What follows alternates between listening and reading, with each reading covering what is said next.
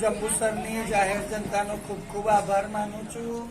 આ જંબુસર શહેરમાં ટંકારી ભાગોળે અખિલ ભારતીય કિન્નર સંપ્રદાયનું સંમેલન છે, સનાતન ધર્મનું. અને અહીં આગળ કાલે મંડપ મુહૂર્ત હતું, થાંભલી મહોત્સવ હતો, ગણપતિની સ્થાપના હતી.